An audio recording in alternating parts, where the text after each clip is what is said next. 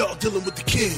If you want to come and get it, let the outlaw get you out your seats. You want sports, talk, politics? He don't give a shit. Everyone says speak, follow it. About to issue y'all a masterclass. You want to pass? Gunslinging the new podcast, eat candy ass. Grab a toss bench, get information. It's your boy John Roker. Welcome to the Outlaw Nation.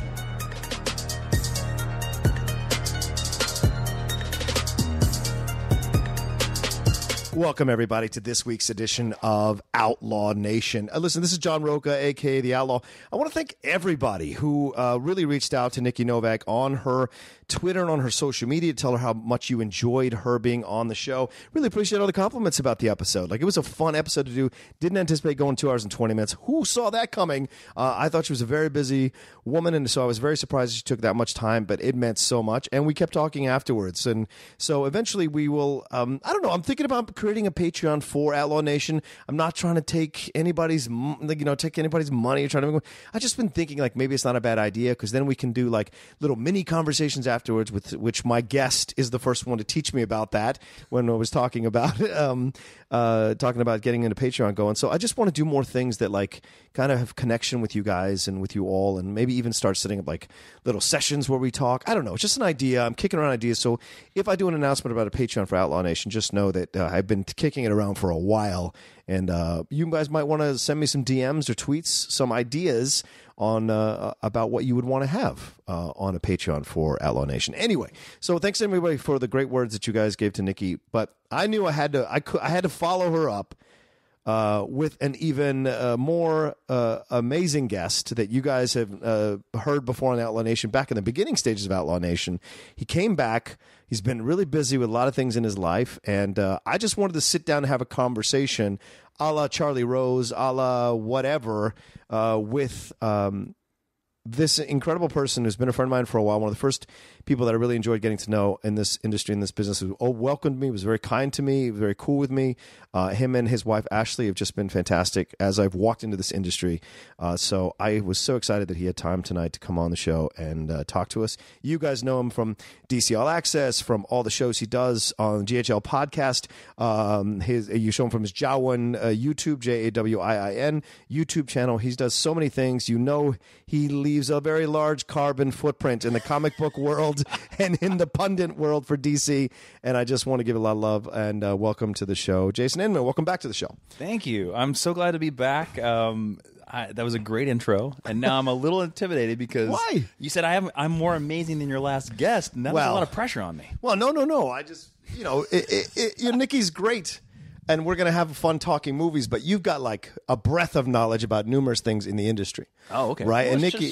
So she is. Yeah, so she does. Yeah. All right, so maybe I shouldn't have said more amazing. I probably should have said just as amazing as Nikki. Different shade of different amazing. Shade. There we go. Different hue. Different Some hue would of say. amazing. Some would say. The teal of amazing, Jason Inman. Oh, boy. I'm going to get shit from Nikki for that. All right, so, Jason, how are you doing?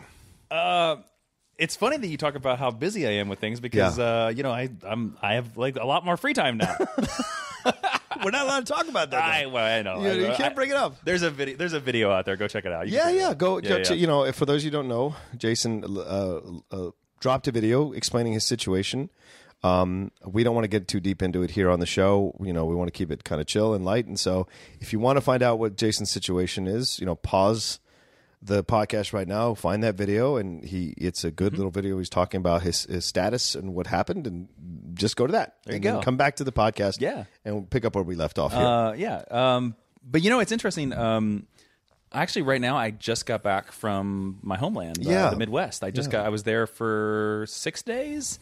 Right. Probably a day too long. Do you want to say why you were there? Oh, sure. I went for my grandmother's funeral. Yeah. And your post really moved me when you put it on Facebook. Oh, did you see it? Yeah, of course. Yeah. It really moved. That's why I reached out to you that day. As soon as I saw it, I was like, oh my God. And so I'm in a very interesting place right now because it was the double whammy of the job situation and then like the family funeral, and it was like right in the same period. It was weird. Yeah.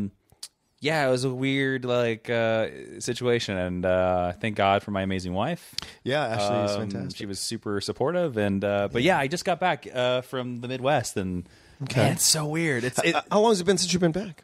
Here's the other weird thing about this. Okay. I had literally just come back from the Midwest 3 weeks ago. Oh, okay. Because I was a guest of Planet Comic-Con in Kansas City. Oh, right. Which is which is such a blast. It was such an amazing. I'm so glad they asked me because that was the convention that I would go to when I lived there. Right. So to be asked as the guest, I was like, oh my God, I've made it. Yeah. Like I've made it more than it was such a blast. And so I had just seen my family and I had just seen my grandmother and I had just seen all this stuff and then have to come back. It was like, oh. Was this something that you knew was going to happen? Like, had she been it was ill? very sudden. She, I'll tell the full details. It doesn't matter. She fell down. Okay. And broke her hip. Oh, man. And the damage apparently that she did to her hip caused her to go into a heart attack. And from there, she just never recovered. Wow. So it was very sudden. She was like, she broke her hip on a Saturday. Yeah. And she passed away like early Monday morning. What is it about the hips that caused this problem? I don't know, man. Because this she has was been 89 for decades. Yeah. That you've had this idea, like people are very afraid of their older family members, like breaking a hip because it could lead to pneumonia or like heart attack or whatever. So it's fascinating. I don't know what is it about the hip. I don't know. I guess maybe because we walk everywhere. Yeah, and so. Maybe it's guess because it's like breaking your leg bone is like the hardest bone to break in your body. So your hip, I don't know what it is, but it seems to be like such a massive shock to your body at that age that it just you're just on death's door now, door whatever. What do you call it? Death's door in seconds. Yeah, because you could break your arm. I can't imagine the same thing. Yeah, like I don't know. It also and it made me really be like, damn, like.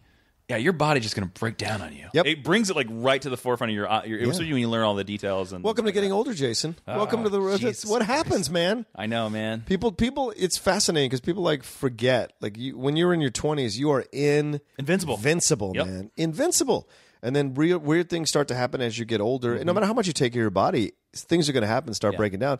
But it's also part of the process, the mortality, confronting mortality. Because I think it also deepens your work if you're an artist. If you confront those kinds of things and explore those kinds of things. Yeah, I haven't used that yet. I should. Yeah, I'm sure you will. I should. Yeah. You're an avid writer. Jason's also an avid writer. For those you don't know, him and Ashley co-created a comic book called Jupiter Jet. If you haven't bought those issues, get on Comixology, go buy those issues, or go to your local comic book shop. John bought issue 1 the first day it was on sale at San Diego Comic-Con. And I'm going to catch up for those other ones because you guys got issue 4 just dropped, right? Issue 4 is out right now. Yeah, issue 5 will hit April 11th, and then right now the date might change. Our trade of the first volume is going to hit June 20th. I think that date might move. Okay, and can you give a brief synopsis of what the comic for people who might not know? Yeah, it's basically about a 16-year-old girl with a jetpack named Jackie Johnson. And she and her brother are having a hard time paying rent. It's set in 1935. Okay. And she decides to steal from the rich to pay her rent and also give to the poor of her neighborhood.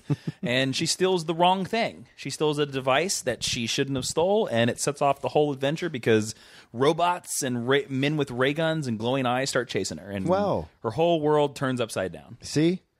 It's good humor. It's good fun. Yep. It's comic book stuff. That's what's great. We wrote a big thing about that comic book is that we wrote the comic book that we wanted to read, and also, since I do a lot of work in the comic book world, and my wife does as well, the thing we would constantly hear would be like, I have a 6-year-old son, or I have a 4-year-old daughter. I want to get them into comic books. What can I give them? Right. And the sad state of affairs is, I can't say Batman. Right. You cannot give you cannot give the current Batman comic book right now to a 10-year-old. Right. It's so adult. Right. And so we were like, okay, what is the comic book we could write that would be perfect for the 4-year-old, but also dad could read it and not be like, this is cheesy and stupid. Right. So, and that's where Jupiter Jet. And luckily, we've had a lot of people, like adults and kids, have loved it all around. So, how far out have you planned the story? How many issues have you gotten in your mind in terms of written? Okay. So Jupiter Jet Volume 1 is the first 5 issues. Okay. And as far as we know right now, that's as far as it goes. Oh, okay. We want to do a Volume 2. Right. To let you know how far we've planned, Jupiter Jet in a perfect world would be 5 volumes of 5 issues. So 25 issues. So 25 issues. Okay. And it would conclude. And in a perfect world, we want to kind of do the Harry Potter model where every new volume you skip ahead a year in her life. Okay. So she's 16 right now. So the final volume she'd be 21. We know what the ending is of Volume 5. We know who she marries. Yeah. Wow. Yeah, we know. That was a very early conversation. Like, we know exactly who she's going to get married to. That's great. And they're in Volume 1. Right. We basically know what's going to happen in every volume, sort of. Okay. But the only one that we thought out 100% is like, we know exactly what's going to happen in Volume 2. Like, and we laid seeds for it in Volume 1. But in a perfect world, it'd be 5 volumes. But comic books are very expensive. That's what you find out. To make a comic book is probably one of the most expensive creative ventures. Yeah. That you could ever do. It's very difficult. Yeah, I talked to Schnepp about it. He says the same thing. It's really difficult, and it's a lot of money, and it's a lot of money on the writer. There's no guarantee that you'll make a dime. Yeah, because there's so many things you have to pay out for. You might as well just be like, it's going to go away. Yeah, yeah, seriously. Because the one thing you don't know, and I get this question all the time. People are always like, "How do you make comic books?" Right. You don't know. You don't realize until you actually make a comic book that an artist usually does a page a day, 2 pages a day. That's their max right now. And if you're going to ask an artist to be able to knock out a 20-page comic book, because that's a standard page rate right now, in 30 days, that is their full-time job. Yeah. They can do nothing else. They can't do it on the weekends. Right. They can't do it on nights because it's going to take them 8 hours to draw that page. Yep. So you have to pay this other person a living wage. And for that month. And it gets really expensive.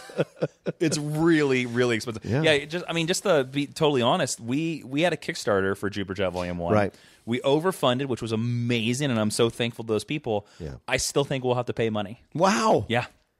Wow. Yeah. There's so much to the production of a that's the world of independent comic books, man. Unless you're Marvel or DC, you're going to put so much money out of your pocket. I mean, Mark Andreyko, I guarantee you, he has an Image series right now. I'm going to miss this. The Adventures of Nick. I can't remember that.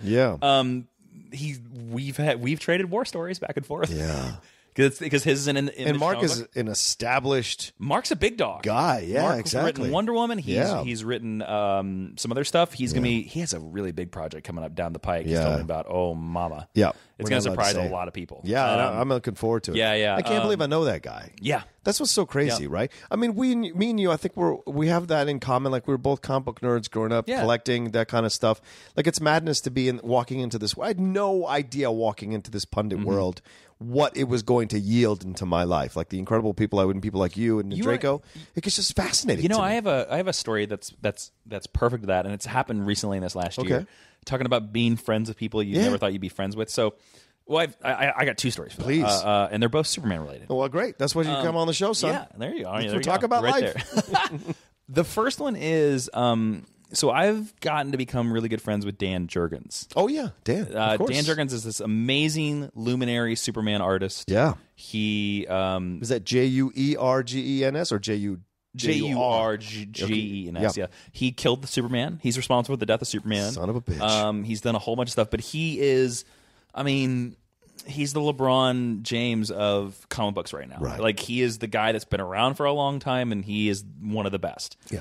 And I've interviewed him a couple times with DC Job, and then we'll have conversations in passing. And he's now become the thing where, like, you know, I'm Facebook friends with him. I have, I email him every once in a while. Every time we see at a con, we talk, we hang out. And it's so funny because Death of Superman was one of my first comic books. Right. And I remember a couple years ago, I got him to sign it. And it was my old copy. It's tattered, man. I've read it so many times. And that was the first, he looked at it and he was just like, you've read this a lot. And I was like, yeah. But it's still like, if you were to time travel 10 years ago and tell me that I'd be friends with Dan Jurgens, I'd be like, you're insane. Right? And he's such a lovely gentleman. He's so amazing. He's so talented. And he could tell me to F off, and I'd be like, yes, sir, Mr. Jurgens. But then another idea of that is last year at San Diego Comic-Con, I was at a party at San Diego Comic-Con, and I had a tap on the shoulder. Yeah. And I turn around, and it's this gentleman named Cameron. And I'm looking at him, I'm like, you look so familiar. I cannot place it. I know I've seen you before. And he says, oh, I'm a big fan of DC All Access. I love the show. Wow. I've seen you do stuff on your YouTube channel. I'm a huge nerd. I'm a big fan. And about halfway through his conversation, I'm just like, what? Who are you? Yeah. How do I know you? And he was like, oh, I'm the star of Krypton. Oh, wow. And I was like, wow, there it is. I've seen the trailer. That's why I know you. And it's funny because ever since then, we traded emails, and we've had lunch several times. He is a huge Superman nerd. That's great. And we've gotten hung out. We've become friends, and he is a super cool dude. And actually, because I think this will air after that. Anyway, I've seen the pilot of Krypton now because of him. Okay, this is coming out this Thursday. So are you allowed to say? Yes, I can say. I can give you a taste. When's the pilot drop? Wednesday. This Wednesday. It'll be the day before this podcast comes out. Yeah. I've seen it. All right. Yeah. I liked it. Okay. I liked it. Do you think we're in good hands? Do you think they understand the material from the pilot? Yes. Okay. I can tell you though, it's gonna be very divisive. It's gonna be very divisive. They make some choices that people aren't gonna like. Okay. I'm gonna tell you right now. Yeah. But they reference a lot of deep cut Superman stuff. Like it's funny when I was watching it. And I watched it with my wife, and they would say a certain name, and I'd be like, "Whoa!" And Ashley'd be like, "What does that mean?" And I'd be like, "That's a reference to this." Oh man, there's a lot of deep cut Superman stuff. The stuff they set up is very interesting. And Cameron is great. He's a great lead for this show. Yeah. And he has a very Superman look to himself. So I think he's a great choice. They'll get there. Yeah. Like they'll get there, and it does have a very interesting feel. But the thing that I can tell you, since this will air after it'll air, the thing that everybody's going to jive against is that they try to make it very modern day. Yeah. So the Kryptonians have a lot of, they say mate. Okay. And they say hey. And they talk just like we do, right? And I think that's going to be the thing that's going to knock people off. So it's not like Regal type of speak or no type of speak. No, they talk just like us. Okay, and they say like mate and friend, and I think even a person says dude, right? At one point. Oh, so that might be the thing. Yeah, but the set design is amazing. Yeah. Like it looks like a completely different alien world, and I even feel like the Superman touchstones aren't too much. Yeah. Like, I understand they do a good setup for why this prequel exists. Okay. And I kind of think that there's a lot of potential in the show for it to be... I kind of think, like, maybe a couple years down the line, if the show gets, like, 3 seasons, like, we could see this show starting its 3rd season being like, a reporter would be like, oh, you're a Superman show. They'd be like, nah. We have our own mythology now. Yeah. We're just set on Krypton that just happens to be involved with Superman. Who cares? Right. Well, this is fascinating, too, when you compare it to Gotham, right? I mean, Gotham wanted to come out and essentially wanted to be... Krypton is much better than Krypton. Great. That's all I need to hear, to be honest with you. It is much better than Gotham. I can't do it. I fucking can't. No matter how much time, no matter how much people tell me, oh, this season's better, this season's better. I just can't, because every time I give it an episode, I get so angry. I hate Gotham. Yeah, man. I hate it. Krypton is better than Gotham, but I will stress this 100% because I'm just waiting for any of the internet people to come after me. Yeah. It is a pilot. It's all set up. Right. It's all set up. Okay. All the way to the end. No spoilers. It's just all set up. No, I won't spoil anything. Right. It's all set up. Okay. So the good stuff's coming. Right. But I still thought, I would put it up there. I would say for me, it's an equal pilot with, Arrow, Flash, Legends. Okay, I think it's that equal. Like That's it's cool. it's I think it's on the same level of quality of that. Like I enjoyed those pilots. Did I think they were perfect? No. Right. Krypton's right there. Wow. I watched the pilot of Gotham and I was like, this show is shit. Yeah, man. It never got better. Yeah, I didn't do that with Krypton. Yeah, okay, good. So there you go. But this is a good point you bring up, Jason, this idea of divisiveness with the fans. I mean, we see this happening now more and more. Do you think now, as you've kind of stepped back a little bit, when you look at what happened to The Last Jedi reaction, when you look at even going back to Man of Steel, people were really upset about the Krypton stuff in Man of Steel. God, that was one of the best parts of that movie. Dude, I love that. Yeah. Right? Like, and it's fast. To me, I seem to enjoy when these artists and creators take chances with the material. I'm in the minority, I imagine, and I don't know how you feel about it, but like for me, I find even with Last Jedi, I get the first hour bothered the shit out of me. don't be making jokes while the galaxy's falling apart. Like, don't make mama jokes while the galaxy's falling apart. I just thought it was stupid. Yeah. But when they got to the fucking meat and bones of the story, I loved it. I love what they did with Luke. I love what they did with Leia. I love the Star Destroyers, like Laura Dern slamming that thing. Yeah, the hyperspace. All of it was great to me, and I thought it was ballsy, or rather gutsy. I have to take that term out of my... He takes a lot of chances in that movie. He does. He does not. Was it the right time? You could argue whether it was the right time or not. But I love that with Man of Steel, and I hear you talk about it now with Krypton. I like that kind of idea. It's bold ideas, bold chances being taken by people who understand the material.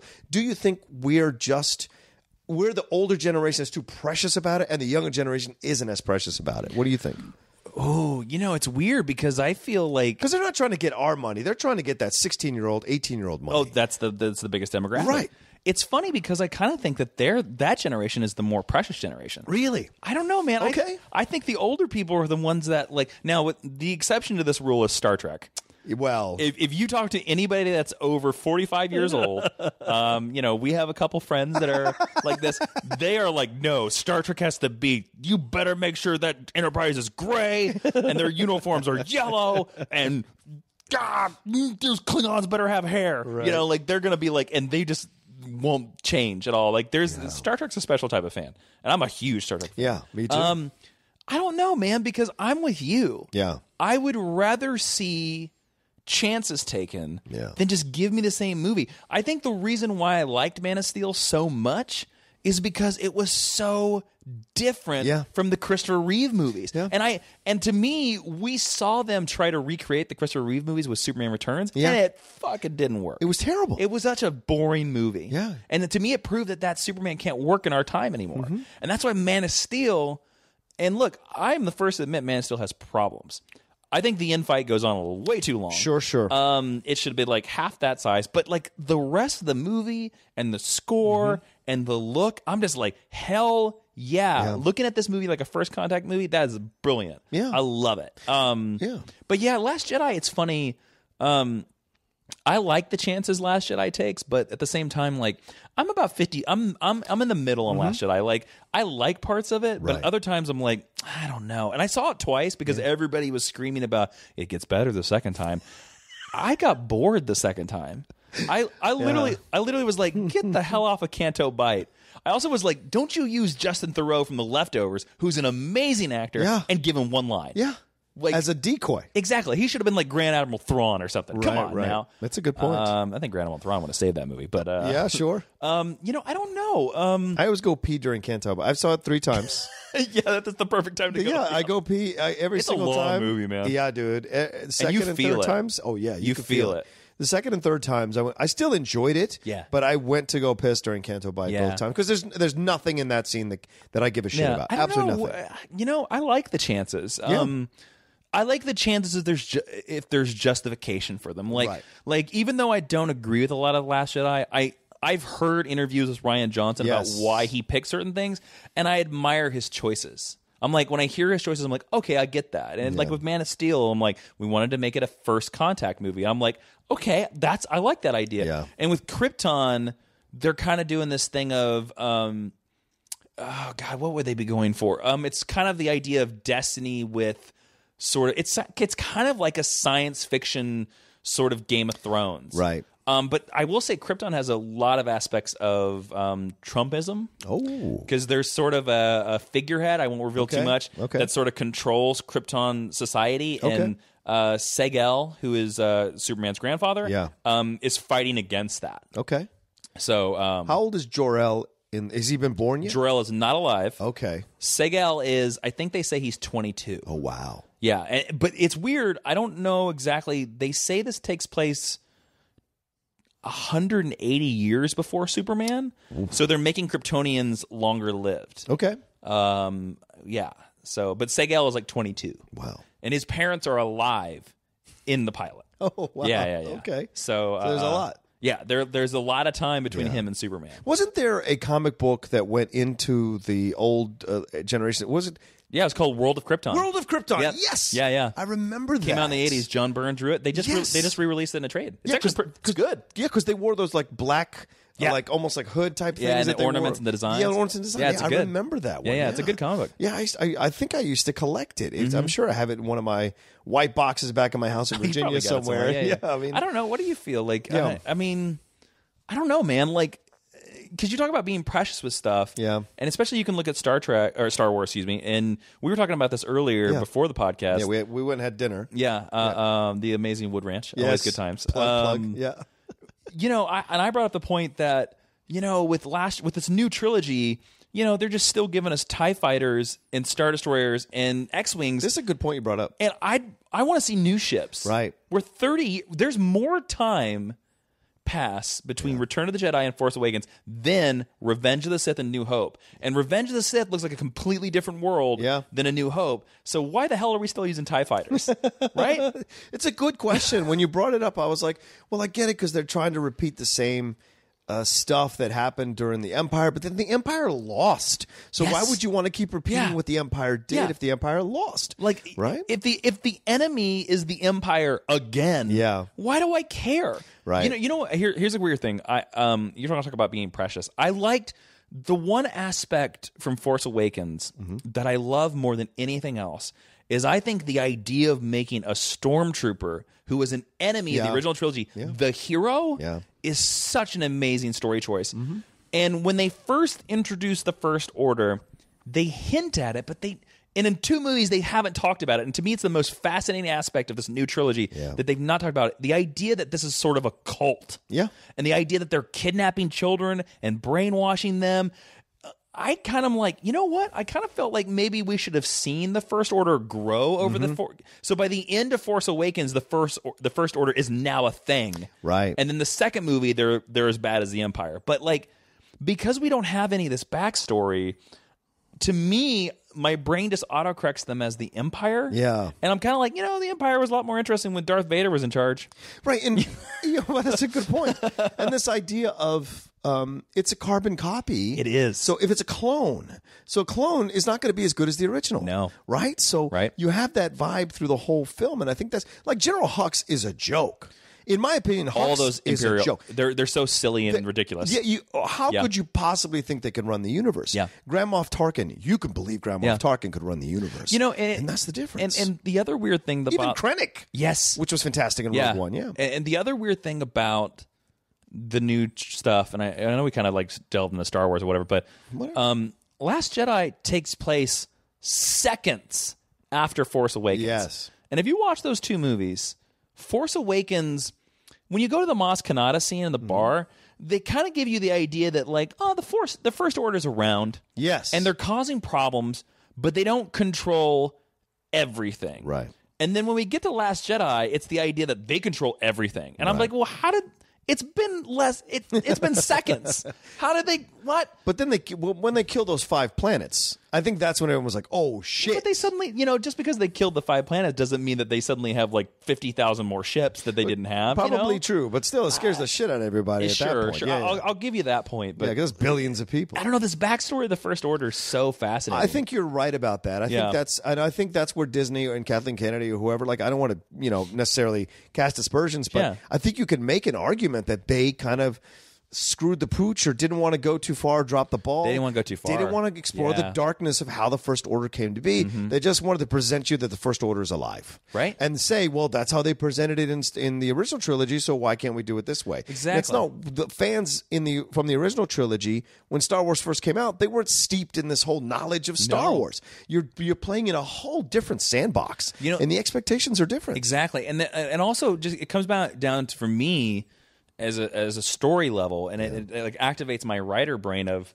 if the Empire was bad, and it kind of seems like you get the impression from the original trilogy that nobody liked the Empire, right? Like, and when we see that, even though it was in the special editions, George Lucas showed us this thing where we got to see this scene of Coruscant where they were pushing the Emperor statue over. So the galaxy celebrated when the Emperor died. Now, I'm of the opinion, just like the extra materials have showed us, that was not the end of the Empire. There were plenty more ships. Right. Totally fine with that. I'm fine with that. The old expanded universe covered that a lot. Yeah. But you have to think about, okay, so the Rebels won. Right. And they eventually probably got to Coruscant. Luke eventually made his Jedi Academy. Yeah.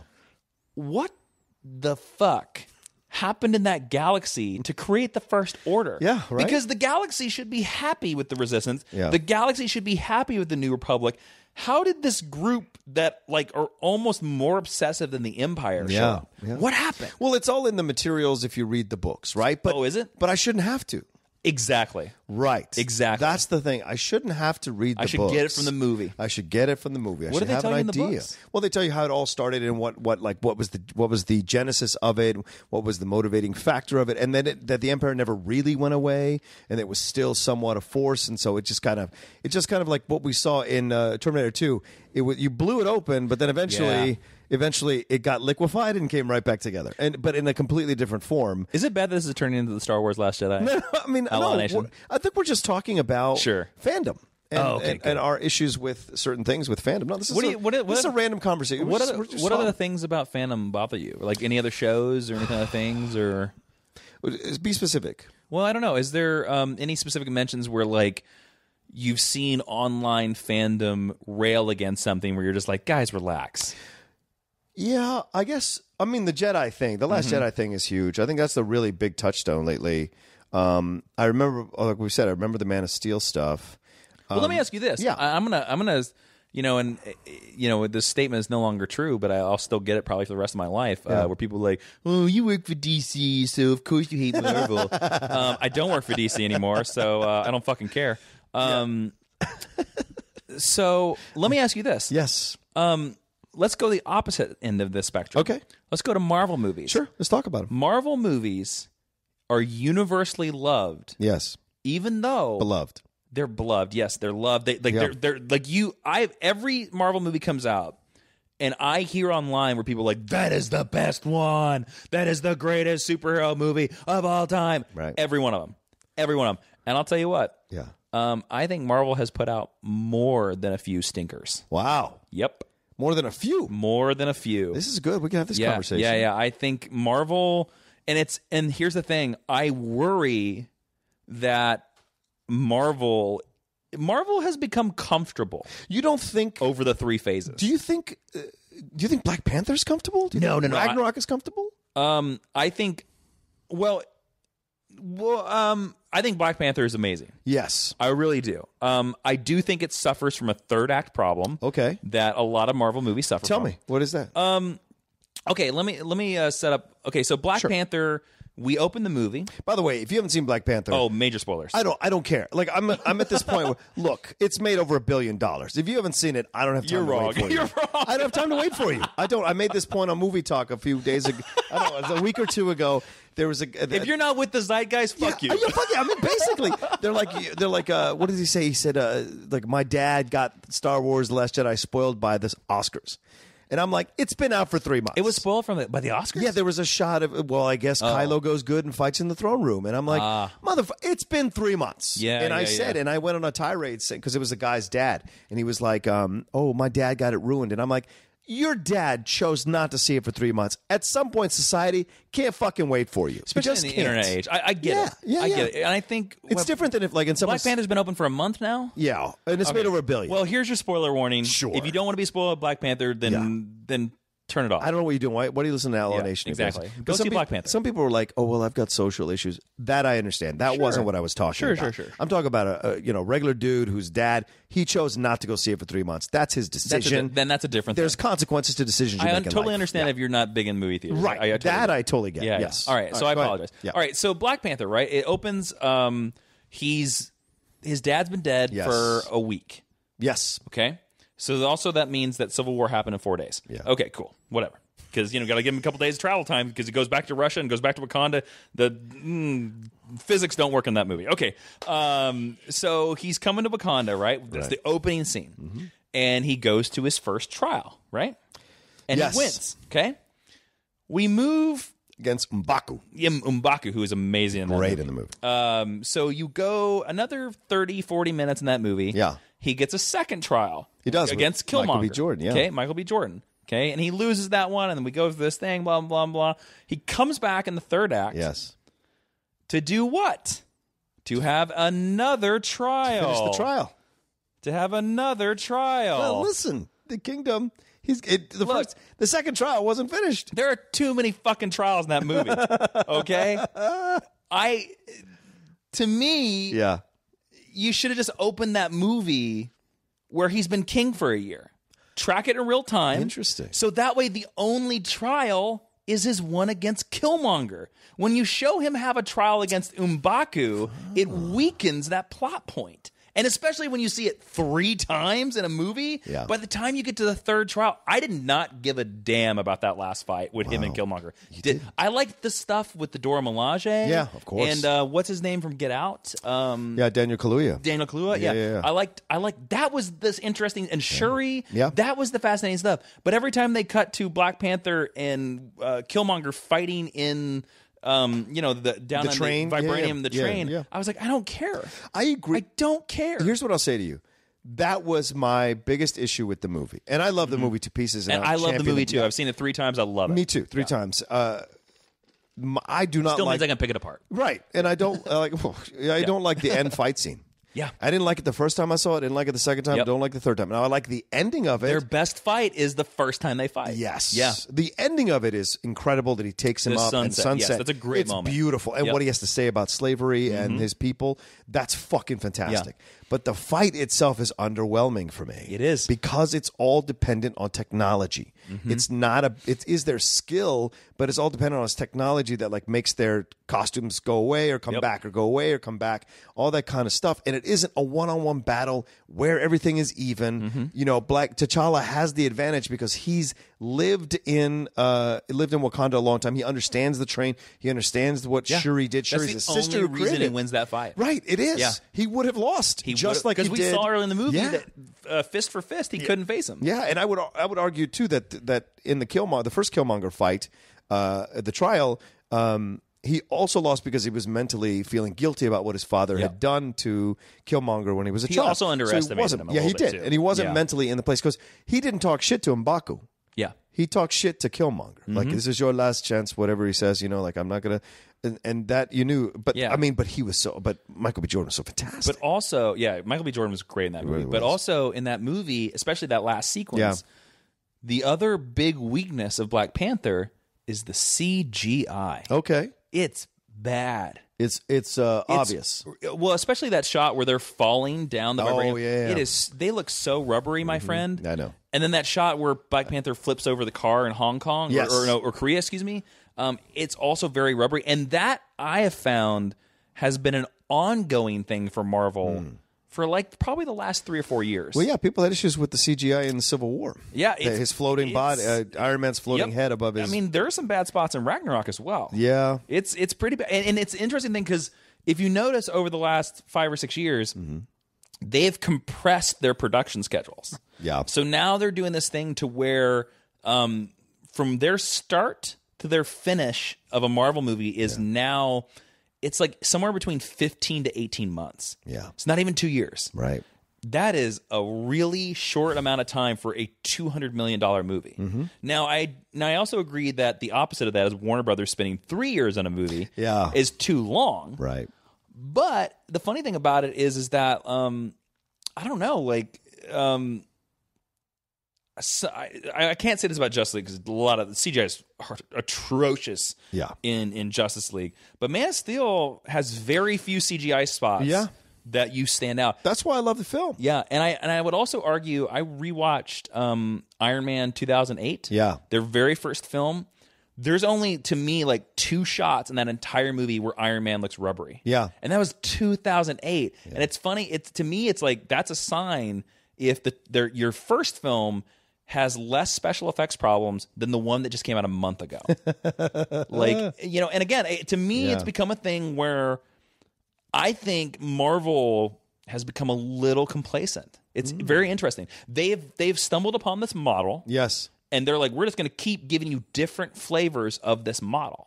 That's how they do. Like, so Black Panther is a different flavor from Thor Ragnarok, right? Which is a different flavor from this. But if you look at the story, it's still the like, okay, here's the lead to the Act 1 fight. Here's the lead to the Act 2 fight. Here's the lead to the Act 3 fight. Right. Okay, cool.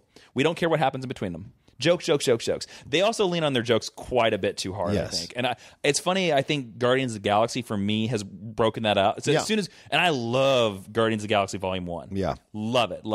I think you and I have talked about Volume 2. Yes. I'm not a fan of Volume 2. You're not. I am. Yep. It's sitting right here. Yeah, it's totally fine. Yeah. I think the ending of Volume 2 is great. Yeah. But I think ever since Guardians of the Galaxy, Marvel has tried to make every movie have the jokey tone of Guardians of the Galaxy. Well, no, I would say it goes back to the first Iron Man because that's really? Robert Downey Jr. Sure. Him making the jokes throughout the whole movie. He jokes from beginning to Set end. the tone. Okay. Yeah, even when he's a cocky, swaggery little Interesting. person at the I've only beginning. noticed it since Guardians. Interesting. No, I think it's been the model all the way through. And I think they've wanted to mix the high stakes with jokes. Because there are some moments in Civil War where I'm like, stop making jokes. Well, yes. I think there are moments in the second Avengers movie where I'm like, please stop. At the whole beginning Stop of the quips. Ultron. Yep. There are some great fucking scenes in Ultron, but they're lost amongst the terrible scenes in Ultron, which is so frustrating. Yeah. Because that movie should have been incredible. It should have been, because Ultron is one of Avengers' greatest villains. Greatest villains. And I get them fucking up the And Sentinels to me, Age X-Men. of Ultron is one of their stinkers. Yeah, I agree. Yep. I don't think it's a good movie. And that's their Avengers movie. I know. It's almost as frustrating as Justice League, like where you're just like, this is your fucking Justice League movie, god damn it. Yeah, well, but it's a second installment. Agreed, and it's the same, first, which was same creative team. Oh, the first Avengers is amazing, and that's where it still holds up. I watched it again the other day. God, I was like, it holds up. Still holds up. Goddamn. Yeah. I don't know. I don't know, and I don't know, but yeah, to me, going back to the Fandom, everybody gives Marvel a pass, and to me, I've found as the years have gone on. That I like Marvel movies less and less and less. Interesting. Yeah. And it's not anything about DC. It's no, I don't legitimately care. feel this way. It's interesting because and I'm not questioning, I'm just asking, you know? Well, you and I have had these conversations before, because Mike Kalinowski, another good friend of ours, it's funny, he gets more crap about it than I do, even though he's never worked for DC. No, but I also think Michael is a very strong defender of DC. Sure, and I think that's why he gets more crap about it. I've always been... And there's nothing wrong with that. That's just how he feels. I've always just been super honest. Like, even when I was working for DC, Batman v Superman's a fucking train wreck. Yeah. It has great moments, but it has a terrible story that makes no sense. Yes. It makes no sense. Yeah. I enjoyed Justice League. I did. But I'm the first one to tell you that Justice League is a mess as well. Kind of a mess. Because Steppenwolf is dumb beyond belief. Yeah. And Superman's face looks weird. And there's some bad CGI. There's so much bad CGI. Yeah. But I think Henry Cavill as Superman in that movie is so good. I love him as Superman. And I think the Justice League is very well cast. Yeah. Like, they're a great team. And the way they interact with each other is so much fun that kind of carries me through the movie a little bit. That's what I would say too, man. Yeah. It's their chemistry is the reason to go see the movie. Their chemistry is why you would enjoy Justice League. And yes, I mean, to me, I enjoyed the shit out of Cavill as Superman. I'm mad at what DC has done to him. I'm mad that he hasn't got Man of Steel 2. Yes, because it should happen. Yep. They took the sequel away from him tomorrow and made it up. Yeah, there we go. They took the sequel away from him made it fucking Batman vs. Superman. And he should have got the sequel before we got the Batman v Superman movie. Yep. Yeah. We should have had a solo Batman movie with Affleck. Yep. And then we should have had them come together. But they panicked because Man of Steel wasn't 100% well received, but it still made money, and it is beloved by people who love it. It made a lot of money. It is a beloved movie for the people who defend it. Yeah. And so to me, I think there's enough people who defend Man of Steel that I think they should have been paid. So let's talk about this real quick, Jason. What now that you're a freelancer. I am a freelancer. Let's talk honestly here. But even when I was even when I was working for DC Comics, they never controlled my opinion. Right. And a lot of people blame me for that. A lot of people were like, "Oh, you're hiding your opinions because you work for DC." No, I did Arrow and Flash reviews where I trashed episodes of Arrow and Flash on my YouTube channel. DC never said a thing. The only time that DC ever cared what I was saying was when I was shooting their episodes. Well, that's fair. Yeah. You're representing their channel. Their show. You're representing their brand. But when I was on my own or on Collider, they didn't care. Yeah. Yeah. Well, but I'm sorry, I interrupt you. No. I think this is something you just brought up. You asked me this question. I'm going to come back to the question I was going to ask you, but you asked me this question about fandom. What bothers me about fandom? Yeah. That is the number one thing that bothers me about fandom is these people accusing us who have like worked hard to pursue this dream, to be able to talk about these things, sort of pundits, to be a pundit. Yeah. I mean, I fell into this. Like I did not, like work towards getting to be. I don't think anybody does. Yeah, that's what I feel like. Like what you all kind of find, there's a hole that opens up and you fall into it. And you're like, oh, this thing exists. I hope I can make money doing it. Yeah. Talking about the things that I love, superhero films, nerd shit, whatever. And if people like you enough, they'll follow you. They'll follow you, right? Exactly. Which has been, I think both of us have been blessed with that. 100%, man. I wouldn't be anywhere where I was without people like that are listening to this podcast right now. Yeah, me too. And so if I've offended you at this point, I apologize.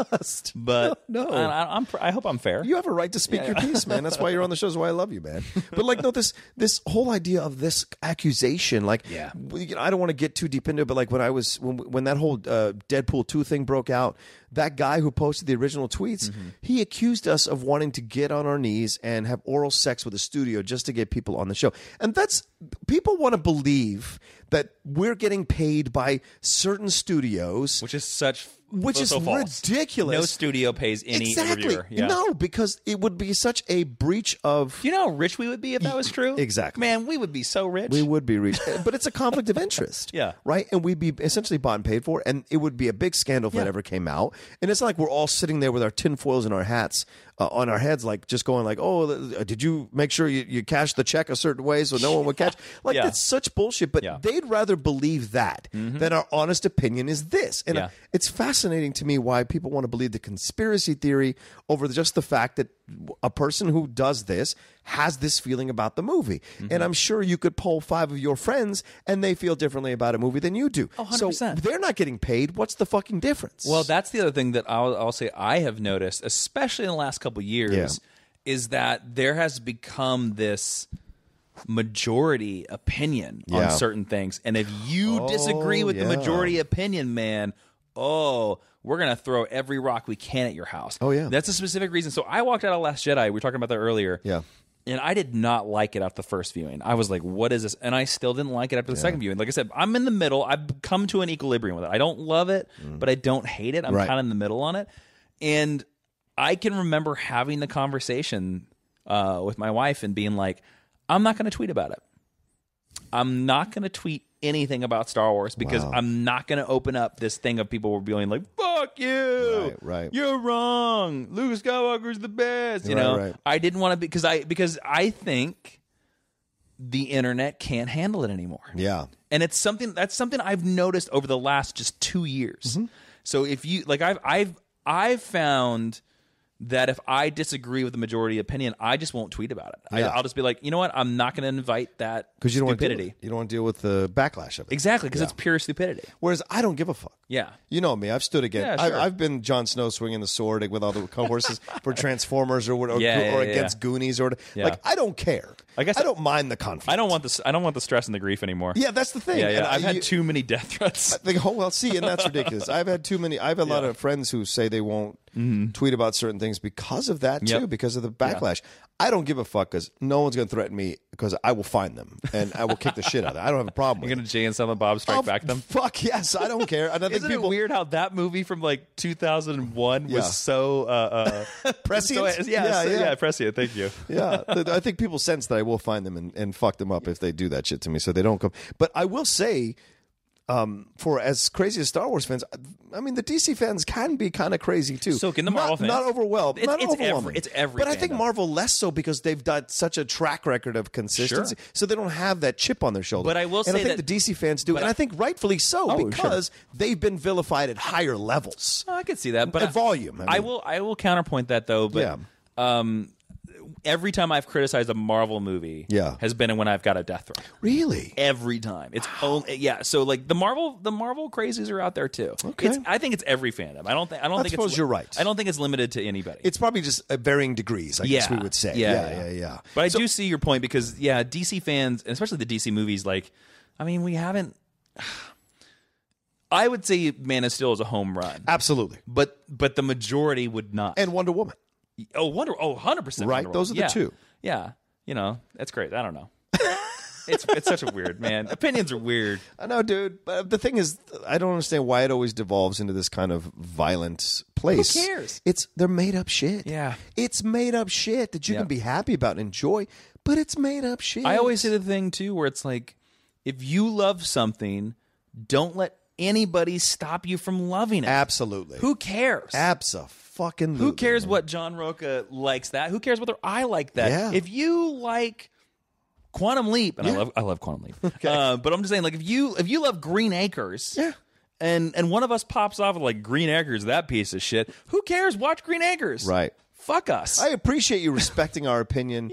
And whatever, but your opinion is just as valid to you. Exactly. Because that's what you like. Yeah. And you're allowed to like those things. And we all like stuff that we know isn't good. Right. Like, I realize we're human beings. Oh, yeah. I realize that Highlander is not the greatest film of all time. But goddamn, do I love the first Highlander film, man. I love that movie. Well, it's like how I defend Bad Boys. People bash Bad Boys all the time. And I'm like, that movie is a fucking joy. It is a fucking joy. Or Armageddon. Oh, my God. I have to die on that hill all the time. But whatever. Yeah. These are those things. But that's part of enjoying those things. No, but I wanted to ask you the question, like I said, now that you're feeling, and I know that you'll probably, maybe your opinion is the same. I don't know. Maybe you'll be able to speak a little more freely about it. But what do you think DC fucked up overall? And what do you think, and I don't mean you're talking about the movies, right? Yeah, the movies, of course. But, and what do you think, what's your feeling about the Hamada hiring? Do you think they're turning the ship around in the right direction with this hiring? So, like, what did they fuck up with? And then what do you think of the overall fuck up was? That is such a difficult question. Okay. You know why? Because I honestly don't know. Okay. Because I think that they should have been able to make it work. Yeah. Right? The material was there. The material's there. It's way more richer than the Marvel filmmakers are there. Yeah. I mean, Zack Snyder is a good filmmaker. I don't care what you say. Zack Snyder's a good filmmaker.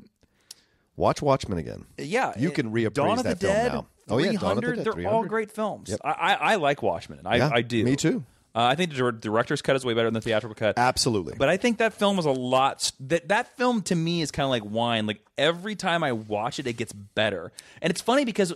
when I saw that movie in theaters, I didn't like it. Oh, wow. Neither did I. I walked out of the theater being like, nope. Yep. And then I felt the same way. And then I watched the director's cut and I was like, huh. Yeah. And then every time I've watched it, I like it a little bit more. I absolutely love it more now because I think it speaks to what's happening in our world over the last 5 years. Oh, yeah. It's incredible how topical that film became almost by accident.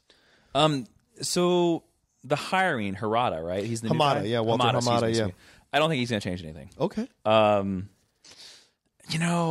he's friends with James Wan, because they did the Conjuring stuff. I don't think but he's gonna James change Wan anything. was already in halfway through production for Aquaman. He was already in. Man, I don't know. I really, really don't know. And I mean, my answer is probably going to be, because I was so far removed from any of that stuff anyway when I was even working there. I don't know. Okay. It's just one of these situations where you're just like, why isn't this working? Yeah. It's kind of like if you were to build the bike, right? Mm-hmm. And you put it all together. You follow the directions perfectly. You put it together. You sit on this bike, and as soon as you get on the sidewalk, your wheel falls off. But you're like, wait a minute, I followed the directions perfectly. Yeah. What happened here? That's where I feel that DC Universe is. I don't know why that wheel has fallen off, but it fell off. Yeah, it really did. I mean, the other wheel is great. Oh, that front wheel. They got one wheel, but you're skinning metal against the cement right now, and it's pretty loud. I don't know. Okay. I don't. Do you think they'll turn it around though? Do you think they'll change the plan? No, you don't. No. Okay. Damn. I don't. I think they're stubbornly set in their ways about how they want to do this. You know, I hate to say it, but because the only explanation I can come up with is that it, and I'd love to hear your thoughts on this. Yeah. Is that it just seems like it's meddling executives. Yeah. It seems like there's some board of executives or some shadow cabinet of executives that we don't know about that keeps like meddling and screwing things up, but also. A big problem of it, I think, is that there is nobody steering that ship. Yeah. There's nobody steering the ship of just DC films. There's no Feige. There's no Feige. Yeah. That's the number one thing, man. But the other difference is that I don't know if WB will let there be a Feige. That's the thing. Because the reason why Feige got to do what he did is because, remember, Marvel Studios was independent. Yes, it was. They were separate of Disney. They took a chance on Iron Man. Yes, this was a gamble. And they had a distribution deal with Paramount. If you look at the first 4 Marvel films, they say Paramount in front of it. Yep. Then Disney bought Marvel. The whole thing happened. So at the time, nobody gave a damn about Marvel movies. Yeah. And I can remember, because I was a big Iron Man fan from back way before the movie. I loved the comic books of Iron Man. He was like one of my favorite Marvel characters. I don't like him so much now because he's just become a Robert Downey Jr. clone. Right. That's not who Tony Stark was. Right. In the 90s. Tony was way more serious, man. Yeah. He was so much smarter. He was smarter and he was more serious. Yeah, he's a little bit dumbed down. He's a dumbed down asshole now. And, I'm like, that's not Tony Stark to me. He used to be for me, it was like a version of Hal Jordan. Yes. Intelligent and still a smart ass. Yeah. But like also troubled. Yes, he was very troubled. But so when they showed that first Iron Man trailer in 2007 at Comic-Con, right. I remember seeing that trailer and being like, holy shit. But I can remember some of my other comic friends being like, Iron Man, who gives a fuck? Right. That's the tone of Marvel just 10 years ago. Yeah. So I think Feige, I think, got to go all the way to the Avengers with nobody giving an F about what he was doing. Because I can also remember reading articles in Entertainment Weekly about Thor and Captain America. Right. And at that point, Avengers was on the docket. Like, Avengers was coming the next year.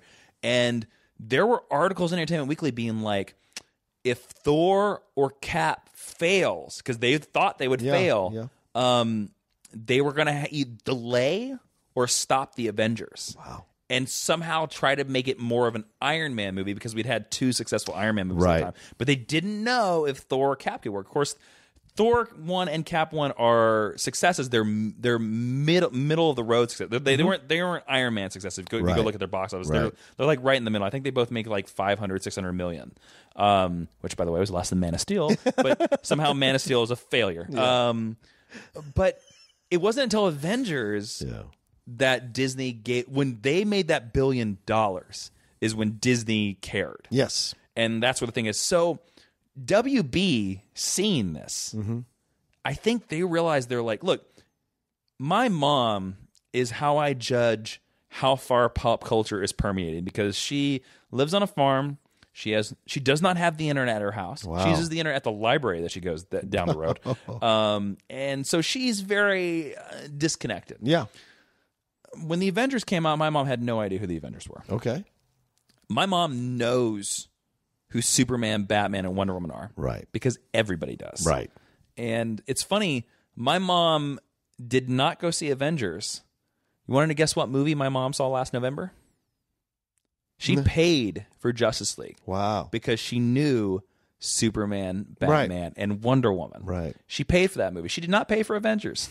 So my mom is kind of this basis of like, okay, if my mom knows about it, all right, it's a big deal. Right. So WB, I think, is looking at these big dogs that they have, the 3 most famous comic book characters of all time, because Iron Man was a D-list character. Agreed. And I think that they're not going to let somebody have complete control of it anymore. I mean, when Jeff Johns got in that position, it should have been him. Yeah. But I think maybe, and again, I don't know, the executives were maybe like, we can't let this guy who's a comic book writer, he doesn't know anything about movies, F him, which is funny because he's worked for Richard Donner, and he used to work side by side with Kevin Feige. They were in the same company. So I don't know. To be honest with you, I hate to say this. I think we're locked in. I really think we're locked in for the next 5 years with what we got. And I think, well, because if you guys could see the pain on Jason's face, it's incredible. Yeah, it's so because you love it so much. I love it, man. That's why, and that's the thing. The pain is not from an anger the pain is not from a how would I say this correctly? The pain is not from a frustration of what is out now. The pain is of what could have been. Yeah. Well, because I think Henry Cavill is a great Superman. He is. I think he's so well cast. Yeah. I don't even mind Affleck as Batman. I like him as Batman. I think I do. I think they cast the Justice League perfectly. Absolutely. I think even Ezra Miller, I think, is great. Yeah. It's a good alternate Flash. It is, exactly. And I like that they made him different from the TV version. That I think it was a smart choice. Because otherwise people would be like, why am I going to go see a Flash movie? I can watch it on TV. Who cares? Henry Cavill really deserves a Superman movie where he can be full-on Superman now that he's full-on Superman. I do want to see a Ben Affleck Batman movie. I really do. I want to see a Flash movie with Ezra Miller. I want to see another Justice League movie where they maybe fight a real villain like Darkseid, and not some nobody that only I know about because, you know, Steppenwolf is such a tiny supporting character. It really is. God, I can't, like... When they announced him as the villain, I'm like, nobody's going to give a fuck. Nobody cares. It's Steppenwolf. Yep. Well, it's because it's funny, you can look at Justice League 1, because remember, it was supposed to be part 1, part 2. Yep. And if you look at part 1 as Steppenwolf is the setup to Darkseid, then that makes sense. Then it makes sense. Right. But without part 2, man, Steppenwolf, and I think they were just too far down the line. I don't know. I've been saying this around for a while now, and I'm kind of worrying that it's going to be true. I'm kind of worrying that DC films might be done with a shared universe. Wow. Because think about it. So they'll just do them as separate films. Yep. Because look at this. Reeves let that in an interview. Said that. We are getting Wonder Woman 2 and 3 no matter what. Yeah.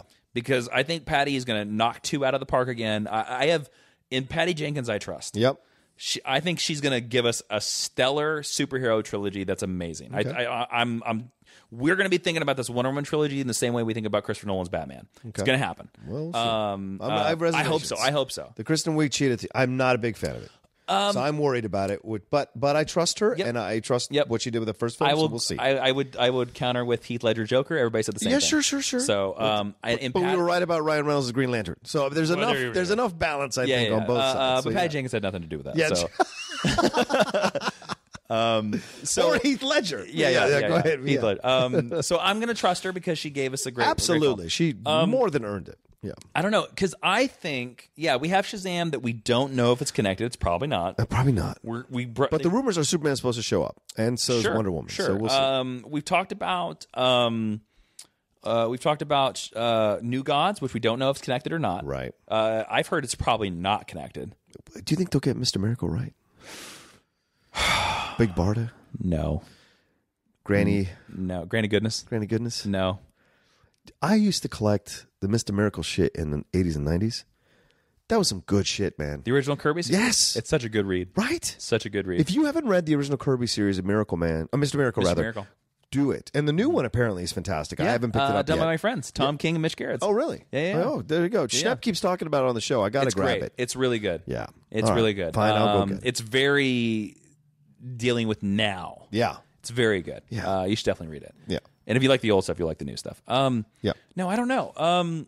Do you think the Scorsese thing's going to happen? Do you think Todd Phillips is going to get that Joker movie up? No. I think that Joker thing's dead. You think this Joaquin Phoenix thing is not going to happen? No. I don't think there's a chance in hell. Really? Yeah. Nope. It was on the production schedule. You don't think so? I don't think it's happening. Don't think it's happening. Nope. I love this. I think right now there are only 3... I think there are 4 guaranteed movies. Okay. Right now, they're definitely going to happen. I mean, of course, we know Aquaman's coming. Right. Shazam's going to happen. Shazam's being shot. Wonder Woman 2 is definitely going to happen. Yep. Suicide Squad 2. Yeah. Because Suicide Squad 1 made so much damn money. It's mind-blowing to me that film made money. It did. It did. I can't. I try. And this is what I want to tell the fans. It's all right. Yeah, this is what I want to tell the fans. Like, I may bash a movie. Yeah. But I will watch it multiple times to try to see if maybe I'm wrong. Sure, me too. I've watched BVS over the last 2 years. I've watched BVS maybe 7 or 8 times. That's too many damn times. Yeah, that's what I'm saying. But every time I've seen it like 5. Because it's on the pay channels. Every time I'll be like, no. Even when I was in Hawaii for the fucking Rock. Or in Miami, rather, for The Rock. Yeah. I sat and I watched BVS to try to... Why didn't you walk the streets of Miami? Yeah, I should. Well, because it's dangerous down there, son. Oh, is it? So, yeah, late at night. So I was like trying to I just do this because I want to make sure. Yeah. You know, it's not that I don't trust my opinion. It's that I just need to see if maybe there's another way they look at something. You know, and with Suicide Squad, I really do try. It bores the fucking shit out of me. And it angers me because David Ayer is such a good director. I didn't like Bright, so I don't know what's happening. I haven't seen Bright, but I refuse to see Bright because of a certain person that worked on that movie. Oh, right. That is a big sexual assaulter. Absolutely. Yep. No, but nothing wrong with that in terms of not wanting to see the movie because of him. Yeah. But I saw it before I knew that stuff. I've not heard good things. Yeah, exactly. You know, it's funny. A friend of mine who is a comic book writer, I'm going to tell you his pitch because he has a fix for Suicide Squad that makes it an amazing movie. Okay. So I like Suicide Squad up until they go to the city. Yes. The city is useless. Are you with it? Yeah, okay, cool, great. Because most people agree with that. Like, when you're meeting the squad and they're kind of getting together, like, it's fun. But as soon as they go to the city, you're just like, this is stupid. Yeah. And why are they fighting Enchantress? Yeah. Now, it's funny. I've heard from many people that have said, other comic book nerds, where they're just like, you know what? You know what the biggest problem with Suicide Squad movie is? It's the Suicide Squad fighting a Justice League villain. Why didn't the Justice League show up for that villain? So my friend, his name is, I'm going to give him total credit for this because he's a super cool dude. His name is Heath Corson. Okay. He wrote the Bizarro DC Comics miniseries that just came out. It's a very funny, great comic book series. And he also he's written several episodes of Justice League Action. Wow. He wrote the pilot for Justice League Action, which is, by the way, a great cartoon if you've never seen it. My friend Tim Sheridan works on that. Yep. It's so good. It's such a great cartoon. It's really funny. Yes. Anyways, so... I remember having lunch or dinner with him after the movie. Yeah. And he was like, I got the pitch to fix that movie. And I was like, oh, bring it on me. He said, this is his idea. I got to give him credit. It's so brilliant. When they go to the city, because he said the same thing. He was like, I like the beginning of the movie, but as soon as they fight Enchantress, don't care. Yep. When they go to the movie, or they go to the city, excuse me, in their movie. Yeah. When they go to the city, they should, wander around the city trying to figure it out, whatever, blah, blah, blah, blah. And then the villain that they find out in the city should not be Enchantress. They should find out that they're the second Suicide Squad, and the first Suicide Squad is who's fucking up the city. Wow.